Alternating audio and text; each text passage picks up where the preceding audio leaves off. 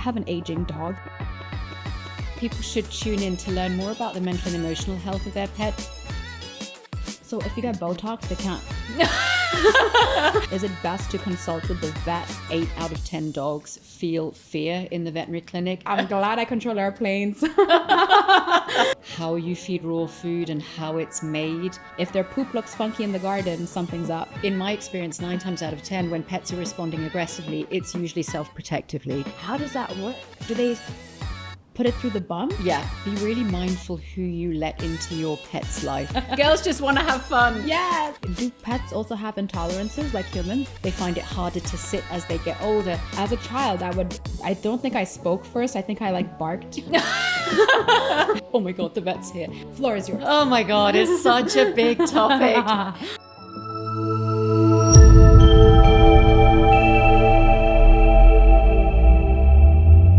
Assalamu alaikum and welcome to Press Pause with Johanna. On today's episode, I have Dr. Katrin Ryan. She's a double board certified specialist in veterinary behavior medicine.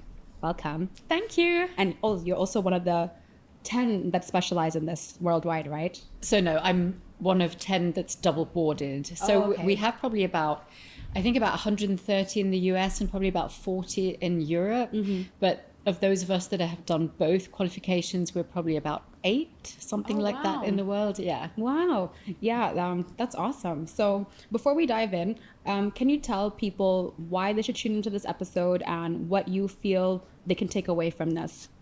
Sure. So I'm a vet. I love talking about pets and animals. And obviously my specialization gives me, I guess, a little bit of a different viewpoint on some of the things that we generally think about when we think about both veterinary health, but also pet ownership. So I think people should tune in to learn more about the mental and emotional health of their pets. I think that's such an important topic, so underestimated, not talked about enough. But I also want to talk a little bit about, I guess, what we're doing in terms of improving pets' experiences at the veterinary clinic. So making them happier, less stressed, less fearful when they come to the veterinary clinic. And then just anything else that I guess they want to know about their animals' behaviors and maybe quirky behaviors, things that they've been questioning for a long time. Like, why does my pet do this? Why does my pet do that? I'm sure we're going to cover quite a few of those things as well. Yeah. Oh, awesome. Okay. So let's get everyone to get to know you real quick with a rapid fire round, and then we'll get into the technical topic. Ready? Yeah. Just tell me the first thing that pops into your head when I say a certain word. Okay. Lunch. Love it. Happy place.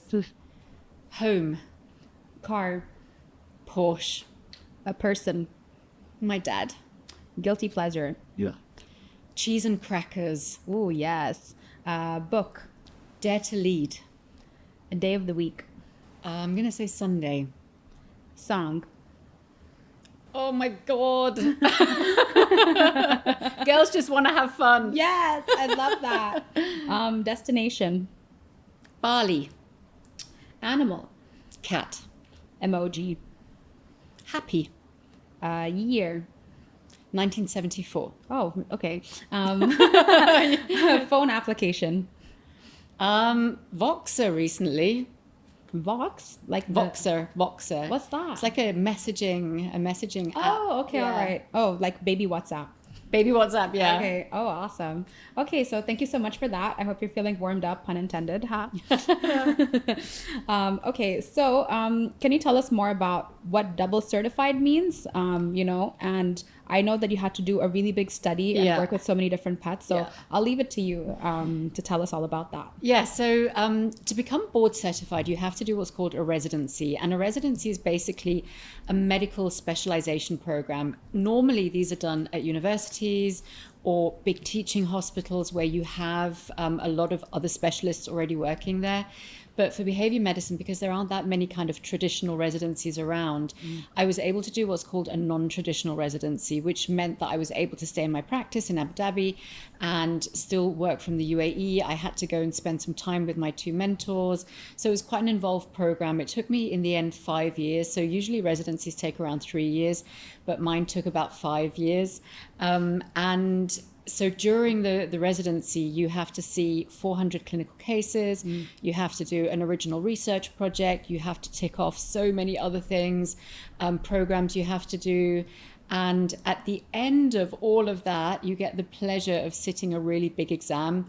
And Ouch. Yeah, because I did both the European and the American college residencies, I did 2 big exams. So I did my first exam, the American college, last year, September, which was a 2-day exam, which was horrible. I was able to do it here in Abu Dhabi. So I locked myself in a hotel room for 48 hours and basically did the exam over 2 days.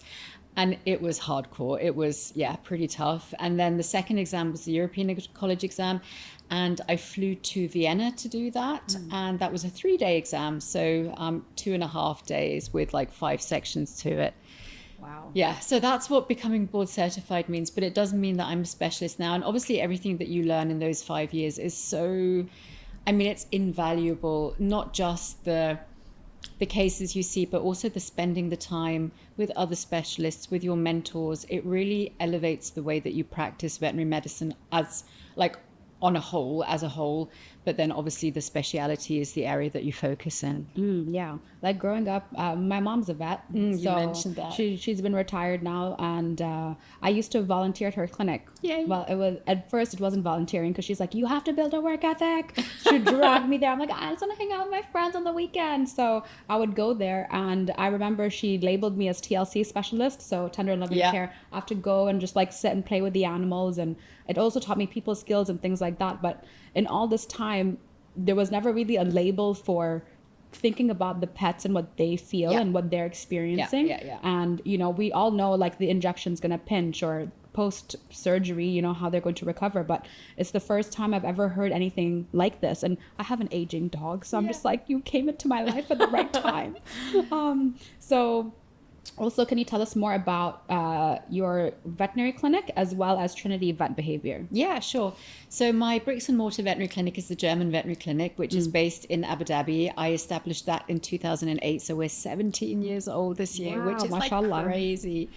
And we're a little bit different in that we've got a couple of accreditations that make us quite different to a lot of the other clinics here. So we have been the longest established gold standard cat-friendly clinic in the region.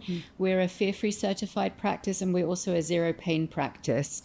And what all of those 3 mean is that we take kind of extra special care and notice of the mental and emotional health of our pets, so how they feel when they come to the vet clinic. So exactly what you mentioned. And it's crazy to sort of know.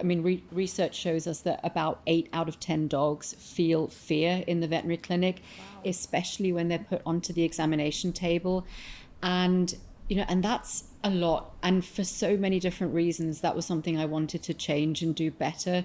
So I really kind of embarked on that path, of course, with my entire team, of making that a big focus in the clinic. And of course, we are still we're still experts at physical health as well. We're great at taking care of the physical health of our pets, but that mental and emotional health piece is so important because it kind of feeds into the physical. Because if you imagine you've got a dog or a cat that's staying in the hospital, if they're feeling stressed, recovery is going to take longer, wound healing is going to take longer, right? Everything is connected to each other.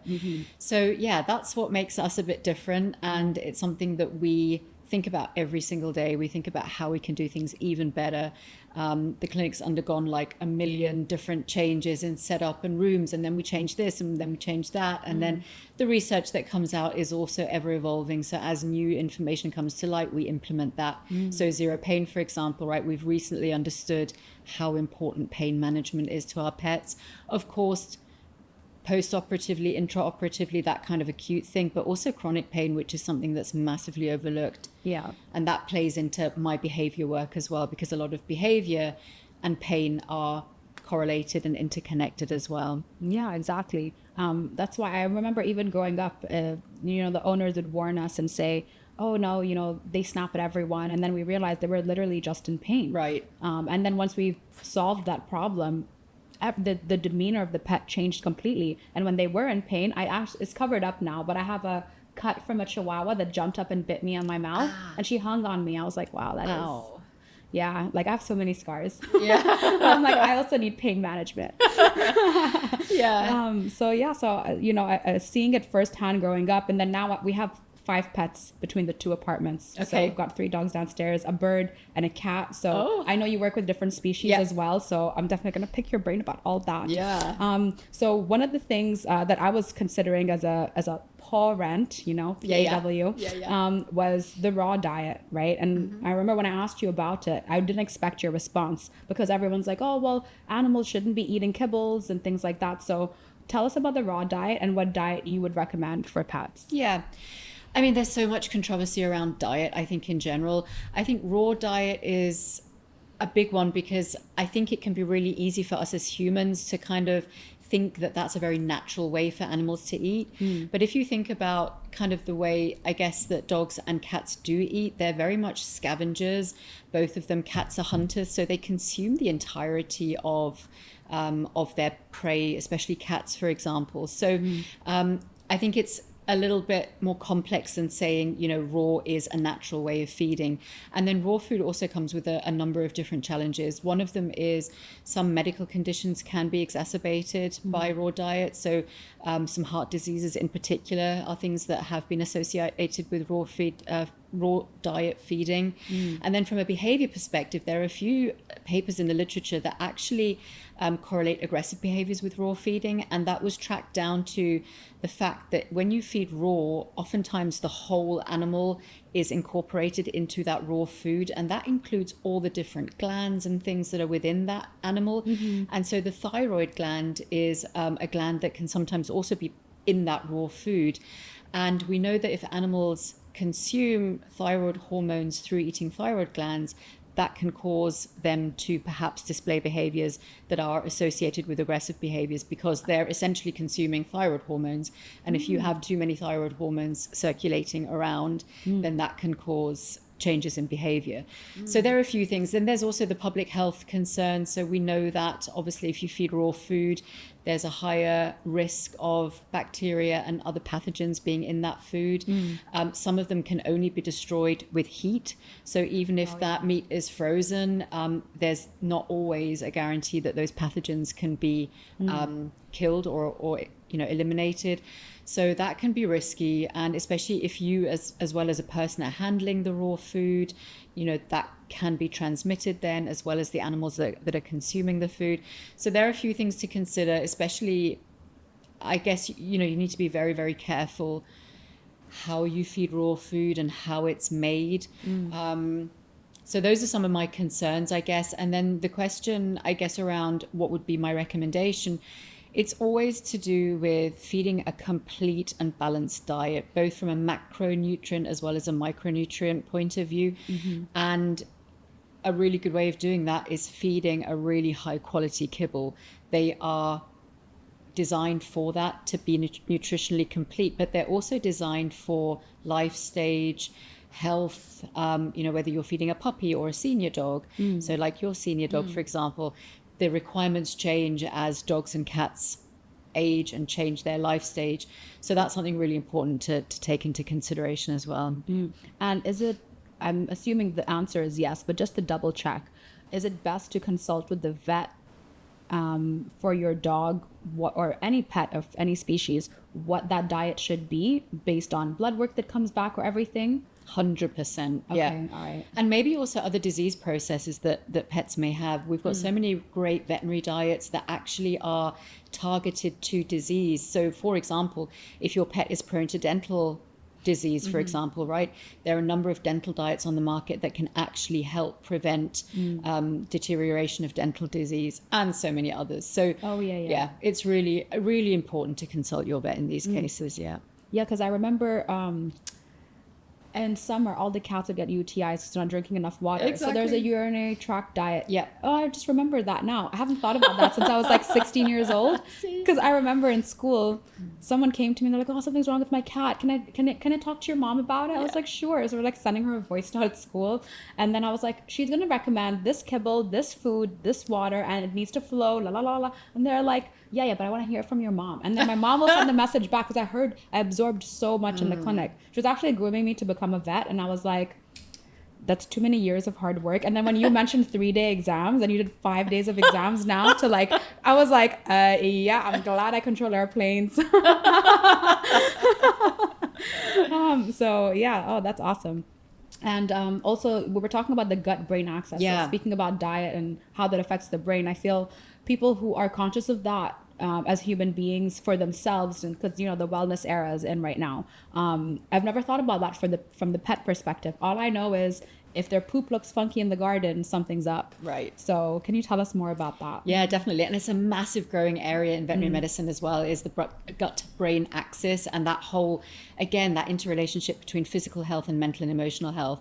So we know that stress affects the GI tract and that the GI tract affects the brain. It's a bidirectional communication piece, and the microbiome, it's such an important thing. And the microbiome obviously is influenced by so many things, whether that's what you feed your pet or, potentially there are some epigenetic factors as well, what happened to them when they grew up and, how they were kind of raised and nurtured by their mothers. So all of that feeds into that gut microbiome. But yeah, absolutely. If you have dysbiosis or an imbalance in the gut microbiome, that's going to affect how you feel, whether that's through feeling maybe discomfort in your GI tract, and that affects your mood. But we also know that the GI tract produces so many neurotransmitters, and the neurotransmitters, of course, are really important for how the brain functions and mood states and so many other things, behavior, obviously, that, it's such an important piece. And actually, most of my patients now will go on to some form of gut protection, whether that's a pre and probiotic, a pre and postbiotic or a probiotic, but many of them I will recommend that too. And there's actually also even like fecal transplants going on now in pets, to actually populate the gut with healthy microbiota and healthy feces. How does that work? Do they put it through the bum? Yeah. So okay, all right. I was like, are you going to cut through? I was like, that sounds very invasive. Okay. So it can be like that. Okay. So it can actually be a transplant by, exactly like that, through the colon. Or you can actually get little capsules that have freeze-dried healthy feces, and that can be swallowed. So there are a couple of different ways of doing that. And it's not kind of very mainstream yet, but it's something that's up and coming, definitely. Okay, yeah. I didn't even think about freeze-drying poop to have it. I was just like, they stuck it up their bum. Yeah, but you were absolutely right with that. Okay, all right. Oh, it should have been a vet. You kind of are, I think.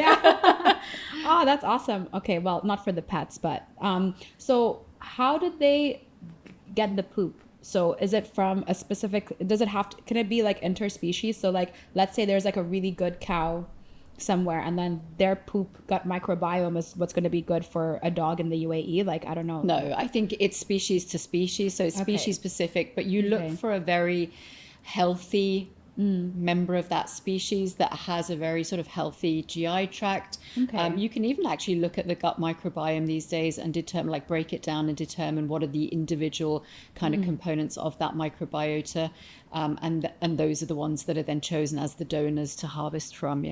So could it be done where, for example, all the pets that come into your clinic, and then you're like, oh, this dog has a great biome, and then could you do like in-house capsules or something like that? Could you do it yourself, or does it have to come from like a pharmaceutical? Yeah, the capsules come from a pharmaceutical company. I think it's very controlled and very regulated. But I think like with the fresh fecal transplants, so I haven't done any, so I don't know exactly how that would work, but I do know colleagues in the US are doing it quite a lot, and I do think that it probably is not as simple as that's putting it too lightly, but it is harvesting from a donor and transplanting into a patient. Yeah. Okay. And also pet farts, right?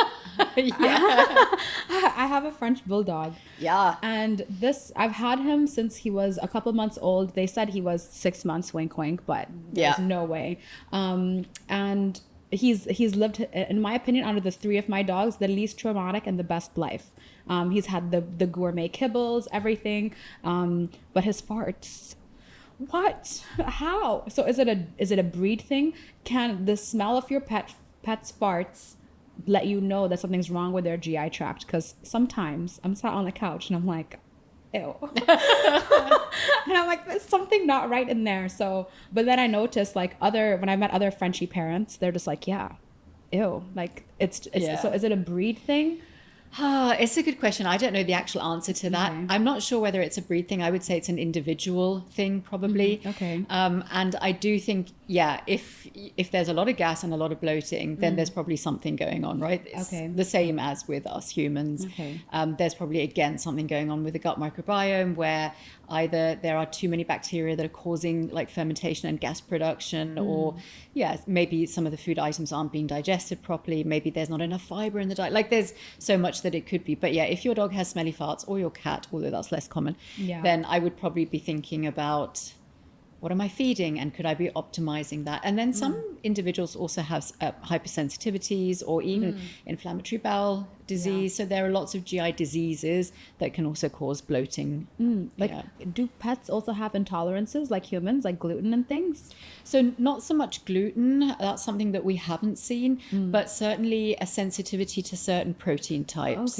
Okay. So that's where the kind of the hypoallergenic diets and things like that come in. So they're basically diets where the protein has been what we call hydrolyzed, so broken down into tiny pieces where your body can't recognize them as proteins, and so it won't respond with that sort of hypersensitivity reaction. Another thing I wrote down when you were speaking on our call was biosecurity, and then I put ...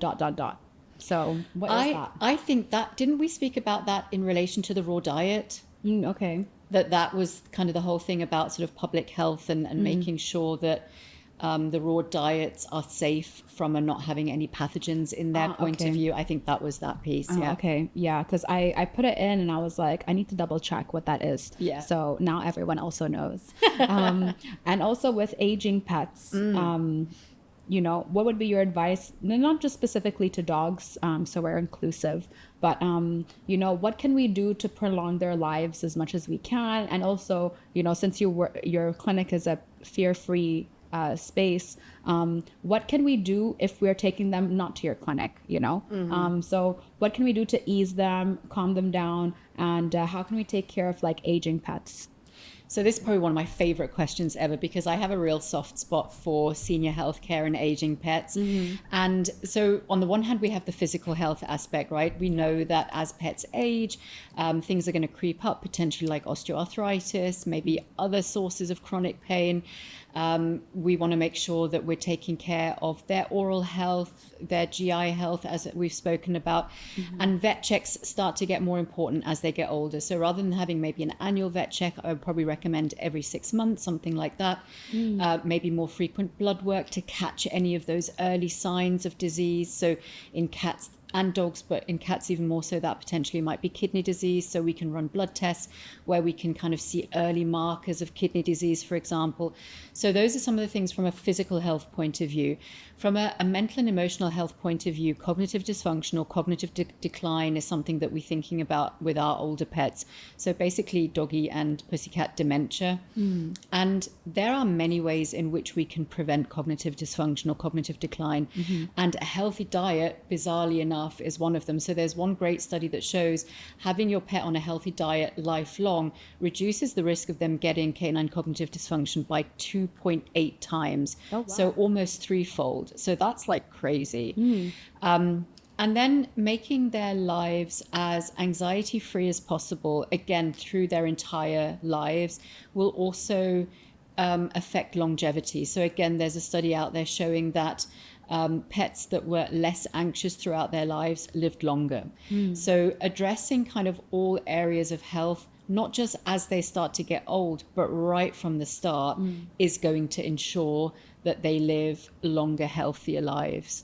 So I think that's something really important. And then we've got lots of tools that we can use to sort of track aging. So we kind of think about dogs from the age of about 8 and cats from the age of about 8 to 10 as being senior pets. And from that age, we want to start looking at like questionnaires we can do every 6 months to look at their cognitive health and other things like that. Okay. And you mentioned that we should try and keep their life as calm as possible. So if you've gotten a pet with early trauma, or they just come from a bad background, and just being mistreated rather, what can we do to help ease them into it? Because then they are probably aggressive or snap because of fear. So what can we do to get them to maybe trust us or take care of them and have that integration? Because a lot of the times when people do see that aggressive pet, they're like, oh no, we're not going to take them in, but actually they're just misunderstood. So what can we do to have a switch? Is there a way to do that? So my single biggest advice here would be to really learn how to read your pet's body language. Like there's nothing that beats that. So, you know, I always say our pets can't verbally talk to us, but they communicate with us all the time. Yeah. And they do that through body language, facial expressions, vocalizations as well. And then, of course, dogs amongst each other have great olfactory communication. So through smell, which we sadly can't smell, which sometimes is sad because a blessing or sad because you're like, hey, wait, what are you trying to tell me with your pheromones, right? So that's a really big piece as well. But that being able to especially read their body language and their facial expressions, because we're such kind of, I guess, also, you know, body language is so important in people. That's literally the single biggest thing that I would urge anybody who's getting a pet, whether they've suffered early trauma or not, to do, because that's going to encourage that two-way communication. And then it's about respecting the communication. It's about, you know, understanding, okay, you're feeling uncomfortable in this situation. I understand that. I'm going to respect that. I appreciate that, and I'm not going to put you in those situations, or I'm going to take you out of those situations so you don't feel the need to escalate your behavior into a defensive behavior. Because in my experience, 9 times out of 10, when pets are responding aggressively, it's usually self-protectively. Right? So they're doing it because they either feel painful, like we spoke about earlier, or because they just don't feel comfortable either in a physical environment or in a social environment that they're put into. And if we can see those early signs of those escalating behaviors, then we can intervene, we can do something about it, we can understand them, we can recognize their triggers. And as soon as we can do that, it changes the game. It literally does. And so I've got an online course called Learn to Speak Dog and Learn to Speak Cat. And that's literally what that is about. It's about giving both pet parents and professionals the tools to understand their pets and to be able to advocate for them and really kind of act in their best interests. Okay. And then the next topic, pet parenting myths. So are there any, or have you got any specific ones you want me to talk about? I just wrote it down. I was like, I woke up at like 3 a.m. and I was like, these are my thoughts when you were coming over today. I was just like, so is there anything that you feel is unhelpful? Like, yeah, I do. Yeah. So let's bust these myths. I mean, to me, one of the biggest myths that still, unfortunately and sadly needs busting is this whole idea of pack mentality and dominance theory and dominance-based training, and I need to be the alpha and my dog needs to understand where they are within the pack. And it's sad that even in 2025 we're still talking about this, but there is still so much misinformation about that out there. And sadly, so this is something that originated in the 1970s, so that just shows you how kind of old and outdated some of these theories are. But sadly, there was a whole world of dog training that was built on these dominance theories and these rank reduction and alpha theories, whereby people are still alpha rolling their dogs and are still physically punishing them, are still insisting that they walk through a doorway before their dog does, or that they still eat before their dog does. Right? So they're all myths, unfortunately, that are still thought about and talked about in various media platforms. But the problem with those myths is if you have a dog that perhaps has had a traumatic background or traumatic experiences, and you then come in and you try and impose these alpha theories, it's probably going to just increase that dog's fear, anxiety, stress, worry, and cause them to react self-defensively. So that's probably the biggest myth that I think needs busting in today's kind of dog world in particular. We touched on another one, right? The raw feeding. I think that's, again, a myth that raw diets, grain-free diets, non-kibble-based diets are better for our dogs. I think that's a big myth. I think we really need to think about what actually does the evidence show us and what does science show us when we think about these things. So that's something else I think that's a big myth.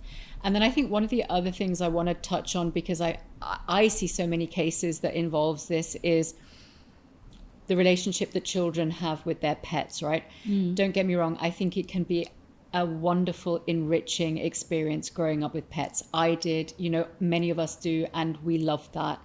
But I think sometimes forcing our pets to be our child's best friend and vice versa can be really dangerous for both the child and the pet, because sometimes pets just don't understand kids, right? And kids don't quite understand pets. So when I spoke about that whole communication piece and reading body language, so thinking about that and when would be the right time to introduce a pet into your family and into your household, or if you already have pets and you have you're welcoming a baby into the home, then thinking about how you're going to do that and how to keep everyone safe is another big topic. Yeah, because my mom and you know, the stories your parents tell you when you're a kid. So for me, if the doorbell rang, we had a German Shepherd that my mom already had when before me, and then after I was born, she was like, I gave him more attention than you, so he doesn't get mad. And I was like, no problem. So as a child, I don't think I spoke first. I think I like barked, and if the doorbell rang, like, you know, and they're just like, what? And that's what I was told that I did, you know. And he was and I don't have any recollection, this is just what my mom said. She's like, I didn't need a baby monitor, because if you were in the other room and you were unsettled, he would come pull her dress and be like, come on, we're going into that room, let's go. So like when she tells me these stories, I'm like, I wish I could remember, because that's so cute. I don't know about the panting and the barking, but like that bond. And yeah, I used to have a crush on Tarzan, but I wanted to be him at the same time. So I used to like run around in like my diapers and just like get onto him like he's my horsey as well. Like, it was so wild. So he was very patient as a dog. Because I saw some pictures, I was like, wow, I look like a wild child. It's like big curly hair, just So but I think it's important to note that not all dogs are as patient as Tarzan, right? Yeah, exactly. So that's why I was like, wow, that's I can see why that's the case. And it upsets me when people have pets, and then we had somebody getting dumped on us as a clinic a kennel and catchery because, oh, my wife's pregnant, now we can't have a cat or something like that. So that's a big myth as well that needs busting, right? Like the whole toxoplasmosis story, which... What's toxoplasmosis? So toxoplasmosis is it is a parasite essentially that dogs and cats can contract and can be transmitted to people, but only if you were to eat your dog's or cat's poop. There are much easier ways as humans to contract it, by unwashed vegetables and sometimes through meat as well. But because it can be shed through dog or cat feces, if they have that, it affects pregnancy in women. So if you're, I think in your third trimester, I think I'm saying this right, I'm not sure, but if you're in a certain stage of your pregnancy and you contract toxoplasmosis, it can be dangerous for the baby.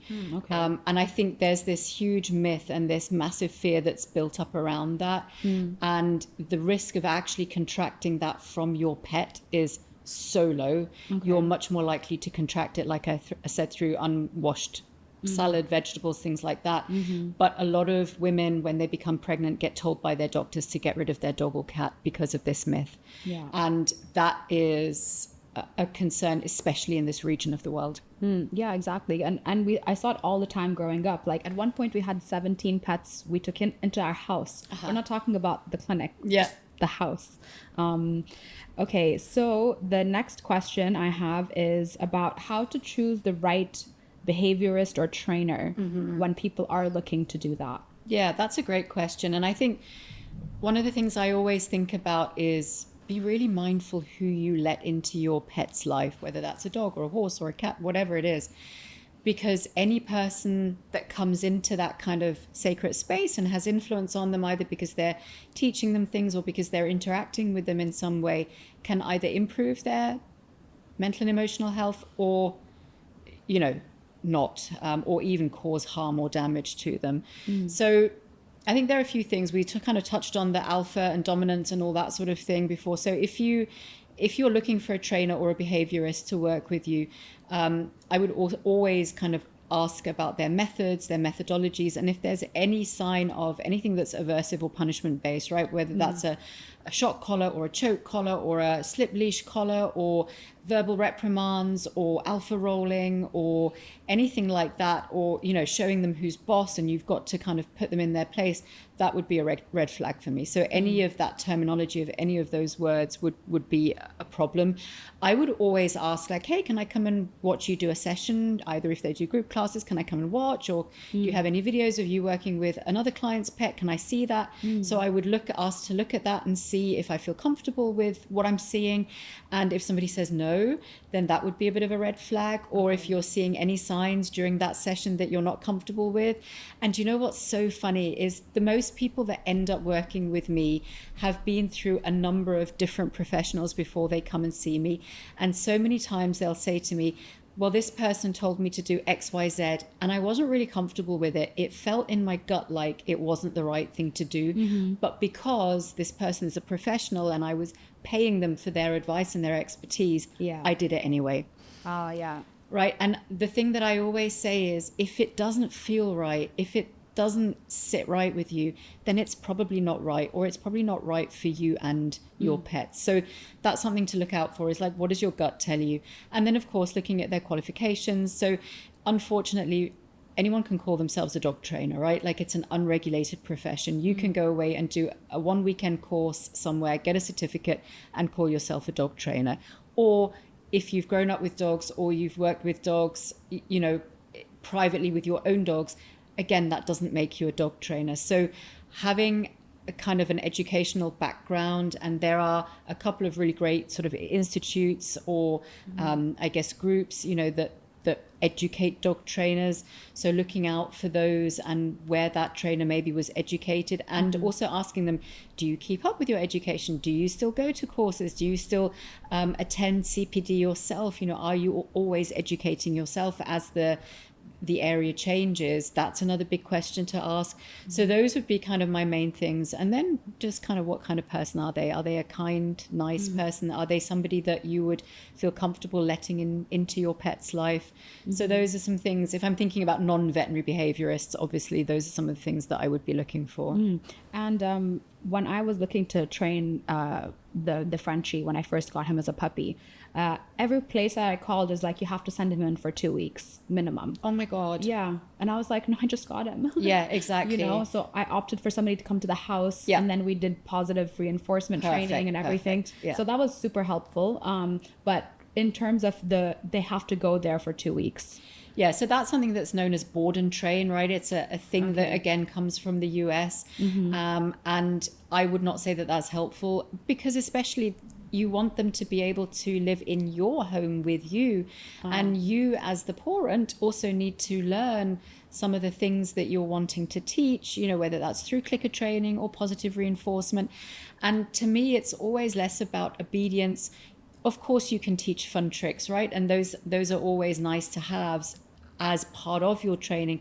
But essentially what we're trying to do is we're trying to give them coping skills and coping mechanisms to coexist with us in our homes, with the social circles that we move in the places that we would, you know, to take them to and move in. So, you know, riding in the car, going to the veterinary clinic, feeling comfortable in daycare, being happy when visitors come over, being happy when your child brings their friends over. So those are all the situations that we actually want to teach your dog to feel comfortable in.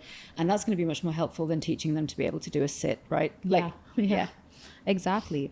For people, when they choose to travel and they leave their pets, which I'm doing in 10 days. So we're like gone for nearly 3 weeks, which I'm excited about. But, you know, I have a whole house sitting situation and pet sitting situation sorted. So do they miss us?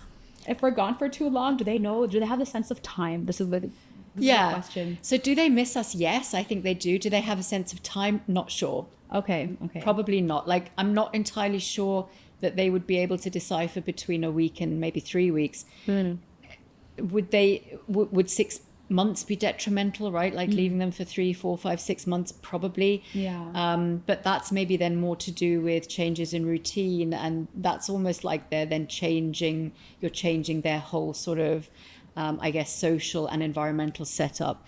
I think somewhere, you know, around the weeks mark, probably not. But I think they do miss us, especially dogs, because they're such social beings, and the social connection that they have with us is really important to them. So that's something that, shouldn't be underestimated. Yeah, exactly. Because I was just more mindful of it now. So my way of doing it is like I've got a wonderful like cleaning lady, and I feel like I can't even call her that because she's so much more than that. Yeah. You know, and she's so good with the pets when she comes over. So I was like, oh, would you mind like feeding them if I go away for a weekend or something? And then that just kind of there was a domino effect of, okay, I'm going away for a week now. Oh, you know, all of that. So if we keep their routine and their circumstances the same, while we're gone, is it better that way to do a house sitting situation, especially if your pet does have anxiety and a lot of fear, or to send them away for boarding? And if they're in a completely different environment, would it bring out a different side of them that could potentially be positive? Yeah, that's such a great question. So funnily enough, I just did an episode on exactly that on my podcast that came out this week, but we were talking more about cats. Okay. And I think cats and dogs are a bit different. So cats for sure, I think because they're so territorial and because their territory is so important to them, I think leaving them in their home is probably going to be the better option. However, there are always so many individual things to consider, right? From both the pet's point of view as well as the pet owner's point of view. For dogs, I think so too. I think especially if they are maybe anxious and they're not great maybe at adjusting to new social or environmental situations, then keeping them at home and having somebody who they know and love and trust stay with them and keeping to their same routines, I think that's probably always preferable in my opinion. Would they have any beneficial effects from something like going to a doggy daycare for an extended period of time? Maybe. But I think that's the minority of dogs. Yeah. Okay. All right. And what about puppy socialization and continuing to socialize like dogs specifically? Is that something that should be done, or? Oh my God, I love this question. Because dogs go through a very set socialization period right at the beginning of their lives. So between the ages of 3 weeks and 16 weeks. Okay. So the first 4 months of their lives are what we call their socialization period. And that's a critical period for learning about social contacts or who even could be in my social circle. So it could be humans, it could be other dogs, it could be cats, right?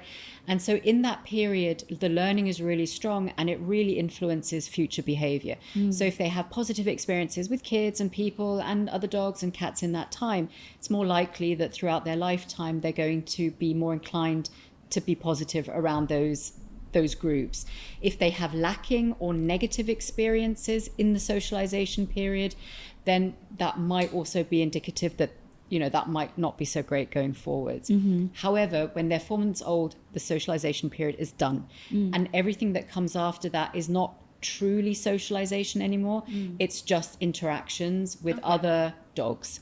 And they can be positive, negative, or neutral, depending on the other individual, how many dogs they're interacting with, what they experienced in their socialization period, what the environmental setup is like, right? If you think about, I so often see videos where we've got groups of dogs, maybe in a daycare setting, and there might be one dog that's totally overwhelmed with the level of play and activity and that's coming from the other dogs. And that environment or those interactions for that dog might not be great. And that dog might learn from that in the future, I might be a little bit cautious when there are lots of other dogs around, and I might become a little bit more guarded and tell them to go away before they come too close. And that's when we can see kind of dog, I don't want to call it reactivity because that's a loaded term, but dog behavior starting. So everything after 4 months of age is no longer truly socialization in the scientific word. They're just interactions. And it's up to us as pet parents to make sure that those interactions are positive. It's a little bit like, who do you let your child play with? Right? Like, if there are a bunch of bullies in the playground, do you just kind of like send them off and go for it? Or do you set up play dates with their best friend that are going to be truly enriching, that they're truly going to love? Okay. And is it true you can't teach old dogs new tricks? So I think no. I think you can teach old dogs new tricks. Okay. I think if we're trying to like so if we're thinking back to that socialization period and then also adolescence that comes after that, what happens in the brain is really important. And I think what I sometimes tell my clients is that if we're trying to reverse learning that's occurred in that really important socialization period, that might be difficult. Or if we're trying to reverse fear learning, or if we're trying to reverse trauma learning, that can be difficult because what happens in the brain is so solidified. But if you adopt a dog that's a little bit older and you do want to teach them new things. So for example, we adopted our second dog, Lexi, when we got married, and she was already a little bit older. She was like 6, and we did that on purpose. We wanted to adopt an older dog. And Lexi was my training partner when I went through my residency for all kind of the training things I had to do. And she learned like the coolest stuff. Like she learned how to, I don't know, all the things like pause up on something, sit inside a hula hoop, like all the like super cool things. So you can teach them new things, but reversing some like really fundamental fear-based learning, that can be hard.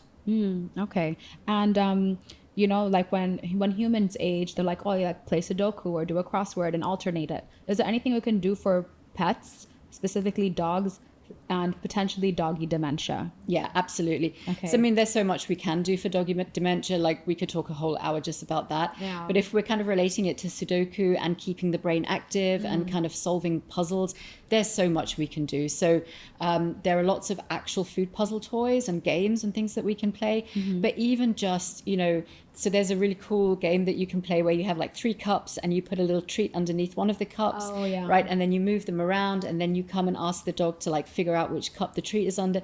So that makes use of their senses. That makes use also of their sensory kind of discernment, olfactory sensation, so smelling things. And it's just a fun thing to do. And you can, like any tricks or things that they learn throughout their life, you can also still do those, but you might need to adjust them. So for example, if your dog knows a sit cue, but as they get older, they find it hard because maybe they've got stiff hips or sore hips, they find it harder to sit as they get older, then you might want to change that into a nose target, for example, right? Touch your nose to something, or a paw target. My dog loves doing that. Touch your paw to something.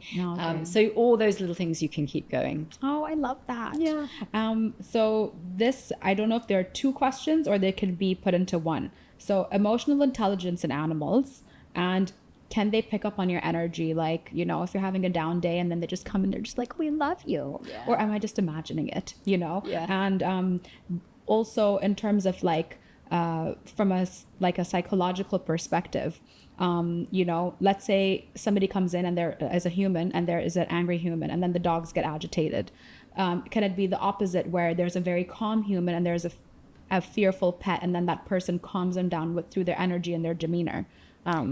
Yeah, it's a great question, and I'm not sure I'm going to be able to kind of give you all the answers. So we've got a couple of evidence-based things here. We've got a couple of studies that show that pets absolutely can pick up on emotional state in people. And we know how great pets are at reading our body language and facial expressions, because that's how they communicate with other dogs. Oh, so they can, so if you get Botox, they can't. No, I think it's less about that. But I think if you have an angry human, right, and you see the facial expressions that are associated with anger, or maybe raised voices and high kind of and different movements, jerky movements, things like that, I think they will definitely be able to pick up on that. I was just like, yeah, I'm never getting that done now. No. I don't think that. No, I don't think that's the case. And then the question about, like, if you have a fearful dog and you're a calm human, can you make that dog calmer? So I think essentially you wouldn't be able to change, like if you have a patient that has a true diagnosis, so let's say I've diagnosed them with a generalized anxiety disorder or with an anxiety disorder, can you through your calming presence come in and cure that dog or make that dog better? Probably not. But can you being calm around that dog be beneficial to them? Absolutely. So I think, yeah, it's nuanced. I think, and a lot of people that I see, a lot of my clients come and say, it's because I'm anxious, I'm making my dog anxious. And that's not the case, right? I don't think that's the case. I think the dog comes with its own mental and emotional health. They come with their own genetics, epigenetics, learning experiences, all that kind of thing. And what we really need to do to change anxiety is actually change their neurobiochemistry and teach them coping tools and give them therapies that help them in that moment. But it's not the owner that's made them anxious. So many of my clients feel it's their fault. They feel so guilty, like I've caused this. Would he be better off with a different family? Would they be better off, being somewhere else? And my answer to that is normally no, because if you've taken so much care that you've ended up here with me, seeing me, that means that you're the right human for this animal in 90% of cases, right? And you're not causing your dog's anxiety. Your dog has their own mental and emotional health, and that's not your fault. Yeah. Can dogs smell fear? Is that a thing? This is a great question. And I'm going to say the jury's probably out on this. I would say I'm more inclined to saying yes from the research that has come out around this so far. So probably, I think they can definitely pick up on maybe some of our pheromones or hormones or things that are emitted when we have a stress response or a fear response. So it's likely, dogs can smell so much, right? We know that they can detect COVID, they can detect cancer, there's so much that they can detect. So I think it's highly likely. The evidence around that, I'm going to say that there is some out there. I'm probably not as familiar as I should be with it, but it's likely. Yeah. And you mentioned that they can detect cancer and things. So emotional support, are they called emotional support pets? So there are two, there's a distinction. So there are actual service dogs. Oh, yes. Right. And then there are emotional support dogs. So that's two different things. So service pets are those pets that have actually been trained and educated to assist a person with a specific problem, whether that's a guide dog for the blind or a diabetes, like a glucose detection dog, or a seizure warning dog, right? But they've been highly trained for this, and they're very expensive, these dogs. Their education is highly specialized. They're very rare. They're hard to come by, but they're the dogs that would be allowed to go in the airplane with you, that would be allowed pretty much in all public spaces with you. So those are your service dogs. And then emotional support dogs is a bit more of a gray area. Okay. I think a lot of people now claim to have emotional support dogs because that dog gives them some level of support, and it's probably very valid for that kind of combination. But if we're thinking about airline travel, for example, there's a lot of controversy around emotional support dogs because everybody's trying to get their dogs to traveling cabin by saying they're emotional support dogs when it's questionable whether it's not the same as a service dog. Okay, because I know some people are really scared to fly. Yeah. So then maybe there's a way to justify that or prove it rather. Exactly. And I think if you want to do that, you have to go to a physician, a psychiatrist maybe, and get some kind of a certificate to say that is truly what your dog is helping you with. And I think in those cases, those pets can be emotional support dogs, absolutely. And the airlines recognize that. But I think if you're saying that just so that your pet can travel, it's a bit of a gray area. So with service dogs and emotional support pets, the ones that are like really emotional support pets, do they get burnt out from your... Oh, this is a great question. Yeah. It's like, therapists have therapists because they're therapizing everyone else. Right. So do service dogs need therapists to help them? It's such a good question. And we probably don't have enough evidence in animals yet, although there's been some great work done on horses that are riding horses for the disabled. So that's a group. And I think there's even a center in Dubai where basically horses are... therapists for children maybe with autism or with physical disorders. And there's been work done to look at what is the effect on those horses. And it's very sort of early evidence, so I don't think there's anything conclusive there. Okay. And then we actually have in Dubai and in Abu Dhabi reading dogs and happiness dogs as well that go into schools and help children read. And that go into centers where there are children and young adults that have challenges. And we actually take care of some of those dogs from a veterinary point of view, and we make sure that they're physically healthy, but sometimes we also go into those environments and just see what those dogs actually are experiencing and where they might need safeguarding from some of those things. But there's no kind of, I guess, yet research or evidence to look at that, but it's a very topical and up and coming area for sure. Okay. Yeah, when you were speaking, I'm like, I have to ask her this. Yeah. And my final big question is about cats, because every time you always mention cats, I'm like, not yet. So multi-cat households and the conflicts in those. So floor is yours. Oh my God, it's such a big topic. It's so interesting because if I talk to my colleagues around the world, other veterinary behaviorists, they all say like their biggest feline caseload are cats that pee outside the litter box, right? We know that globally, that's the biggest feline behavior problem, cats that pee outside the litter box. For me, here in the UAE, it's multi-cat households and inter-cat aggression. And I think there are a few reasons for this. I think it's number one, because sometimes we do have quite sort of transient lifestyles here.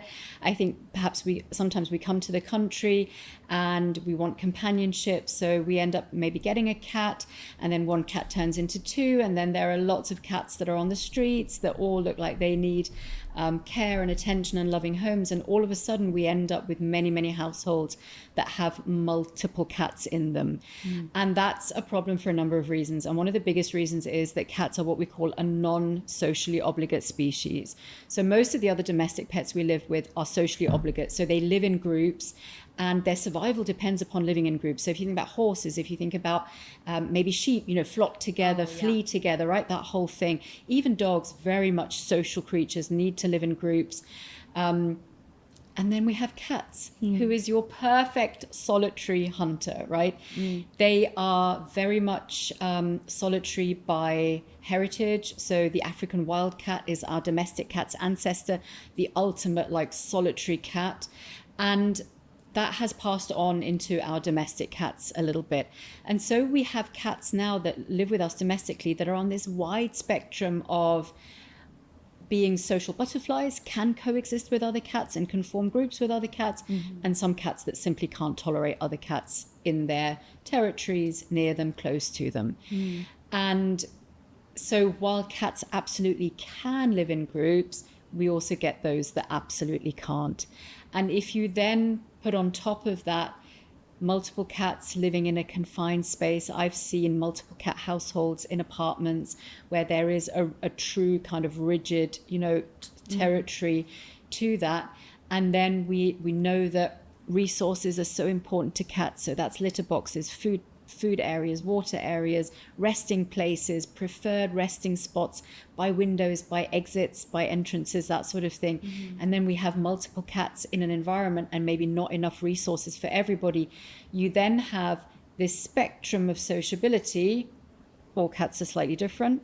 And then you have this competition for resources, competition for space, competition for territory. And that's a perfect kind of recipe for disaster for some multi-cat households. Wow. And then I have multi-cat households that I see that say to me, but my friend has 12 cats and they all get along fine with each other and it's all great. And then it's like, yeah, sometimes it can work out like that. But I bet if I went into that 12-cat household, I would also pick up on moments of tension, moments of agonistic interactions that are quite passive, because cats can be actively aggressive, but they can also be passively aggressive, staring, stalking, blocking, right? All those things from one cat to another can still be quite intimidating. So just because they're not getting into fights and screaming at each other and getting into physical fights doesn't mean that there's no tension in a multiple cat home. So there's so much to say about that. Oh, wow. And while you were speaking, the thought of fostering came up, because my sister is fostering cats. And then she gets really attached, and then she's like, but not yet. So what is the impact fostering has on pets and their psychology? So I think, for the cats themselves, or do you mean pets in general, or just cats? All pets? Well, my sister is fostering the cat. Cats. So I guess we'll go with cats and then other animals. So I think for cats, because they are so territorial, and because they get very kind of attached to a certain space and territory, moving them frequently around to different places can be challenging, which is why I also kind of warn against, taking cats away for the weekend and then bringing them back home again. That's something you can do maybe with dogs more easily. For some cats, that's really challenging. So I think fostering them and having them move around from place to place can be quite stressful for them. But then also, if you think about, if you have a home that has resident cats, so cats that live in that house, and then you're bringing other cats in and fostering them, even if you're keeping them in a separated room, even if you're keeping them in a bathroom, which I know many people do, that's still going to affect those resident cats, because they know that there's another cat there. They can smell that. So we're disrupting a little bit the harmony within the resident cat dynamic. And we're also, I guess, moving those cats that are being fostered around. I've read. So I think fostering is challenging, probably more so for cats than maybe it is for dogs. I think for dogs, because of their different sociability and because they like being in, family groups, that's how they are naturally with each other. Fostering is maybe a more positive experience. But again, I think you need to be really mindful of who else is affected in that dynamic, who's already living in the home, and then that dog needing to again leave that social group that they've become embedded in and go to a new social group. So it can be challenging a little bit, but I don't want to detract from the positivity of fostering. I don't want to say fostering is a bad thing. I think we just need to be mindful of who we put together and how many perhaps we take on. Yeah. And what would be a tip to integrate a pet into a new space with other resident pets there? Do we keep like a big cage, or is the bathroom the start so the smell is there? What would you recommend? Yeah, so I think definite separation, so visual separation to start off with, so keeping the two groups separated, and then scent swapping is always the first thing we do, right? So is transferring the smells from the one to the other and the other to the one. And sometimes you can tell already by that quite early on. So if you have a new cat and let's say you have a bed in there or a blanket that they lie on, and then you bring that blanket into the home where the other cats are, and if somebody hisses at that blanket, you already know, oops, that might be challenging. And to close this episode off, can you tell us more about Trinity Veterinary Behavior? Yeah, so Trinity is my online business. So we spoke earlier a little bit about the German veterinary clinic, bricks and mortar. So Trinity is purely online, and it's very much a veterinary behavior business. And it is essentially a professional to professional education platform. So it is a business that is for vets and other pet care professionals. So I offer vet to vet consults, for example. So if you've got vets that are struggling with a behavior case, they can come and do a 30-minute consult with me, and we'll talk about kind of ways forward and sort of different approaches. Vets can refer to me as well. So I also do client consults through other vets on that platform. And I have a couple of really great courses and other resources. So I have my podcast, which kind of falls under Trinity as well, because it is essentially a vet to vet podcast where I talk about all things veterinary behavior medicine. And I have a great course called Psychoactive, which is all about psychopharmaceutical medications, which is a big cornerstone of veterinary behavior medicine. It's not everything, but it's a big part of it. So yeah, that was kind of my second big passion project after my bricks and mortar business. Oh, wow. And what got you into being a veterinarian and specifically specializing in veterinary behavior? So what got me being into a vet, so I'm one of those classic people that wanted to be a vet as long as they can remember, like literally from when I was in my very early teens, so probably about 11, 12, 13. So I was a horsey girl. I was a keen horse rider, still am. When I was a little girl, grew up with pets. And I just knew, I always knew. I remember still when the vet came to our stables, when I was like, maybe let's say I was 14, 15, something like that, the vet would pull up in their car at the stables and I would just be like, oh my God, the vet's here. And I would literally like follow them around, watching them, what they would be doing. And I would be like enthralled by like their bag with a cotton wool and all the different medications and the stuff that they pulled out. So yeah, it was kind of a done deal from that moment onwards. And then veterinary behavior medicine came much later. So my first love was actually anesthesia and pain management. Pain management still continues to be a big love. So does anesthesia. But I always thought I would be an anaesthetist, and I still do the really complicated anesthesia cases in my clinic. So we do a little bit of brain surgery. So one of my vets, Dr. 𝐟𝐨𝐫𝐞𝐭, is a neurology expert. So we've done a couple of brain tumor surgeries on cats in the last year. And those anesthesias are big, quite kind of stressful procedures from an anesthesia point of view. So I do those. And then behavior medicine came really after I opened a German veterinary clinic, and I started seeing that how good we are at taking care of the physical health of our pets, but not so great at their mental and emotional health. And we became cat friendly, we became fear free. So the momentum kept building. I kept seeing the positive impact of actually what it means to notice their emotional state and actually do something about it. And that's when I then decided to do the residency. And at first I didn't know whether I would be able to do that, because usually, like I said earlier, it's in a university.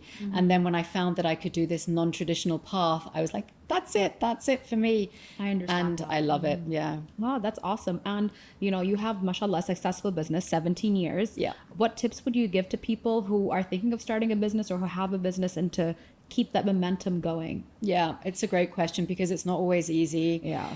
I mean, a 17-year journey with, there are some things that you can control, there are some things that you can't control. But I think in terms of what you can control, I think never forget your why. Like, what was it that made you start this in the first place? And always connecting back to that, because I think when you're caught up in the busyness of it all and the stress of it all, it can be really easy to lose that sense of, hang on, why am I actually doing this? What's my bigger mission and vision here? Surrounding yourself with a team of people that are equally as passionate and that have the same vision as you do. And then always keep pushing the boundaries, I think. Like, for me, I always look, what's new in vet medicine? What's new? This whole kind of idea of better pain management. I want to build a pain clinic, a dedicated pain clinic at the German veterinary clinic in the next year. We're not good enough yet at noticing pain, diagnosing pain, treating pain. It's such a big piece. And so always continuing to push those boundaries and never thinking like, yeah, I've been a vet for 25 years now. That's it, done and dusted. Exactly. Oh, I love that. Thank you so much for sharing. Thank you for taking the time. Thank you. For everybody tuning in, thank you for tuning in. If you have any questions, send them. Yeah. You love speaking about this, and I love asking you these questions because I grew up with animals my whole life. Yeah. I also did horse riding. I haven't done it in a really long time now. So when we stop rolling, I'm going to ask you more about that. Yeah. But Press Pause family, please remember to take a moment to like, comment, share, and subscribe. If you have any questions, please send them our way. And here's a sneak peek for next week, where we're going to play a game of bird banter, which is Jenga with a twist. Each block has 200 questions on it, and we're going to tackle the tower. Let's go.